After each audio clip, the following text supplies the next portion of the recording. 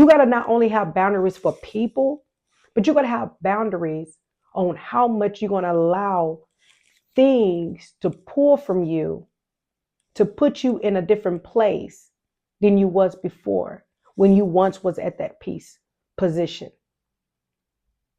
Boundaries. What does this boundary thing look like? You might be asking.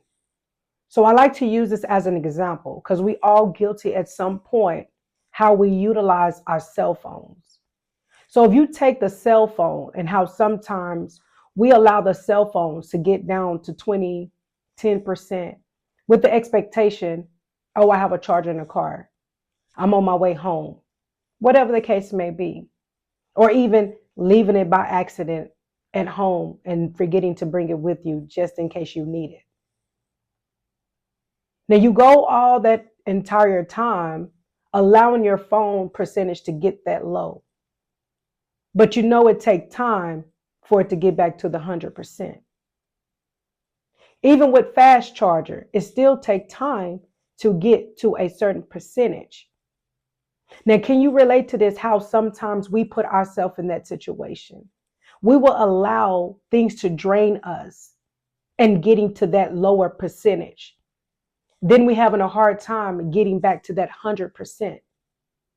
So you got to have boundaries with yourself. My motto is, I'm going to maintain my 90%. I will only allow 10% be pulled from it, from that 100. Because what happened is, I don't want to have to go into this place to try to recharge up. It takes a very long time. And then also leave room for the enemy to play, especially if you are caught slipping, not in position that you need to be in.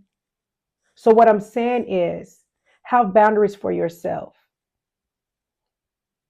If you happen to get to 90%, walk away so you can recharge up. And it's only going to take that 10% to get you back to 100. And let me speak on this piece right here, the part where leaving the charger at home. Sometimes we leave our full armor of God at home. Now we out into the world with no protection. Just like your cell phone is out there with no charge. Where are you going to plug in? How can you get back to that 100% when you left it at home? So this is the time to be wise in your move.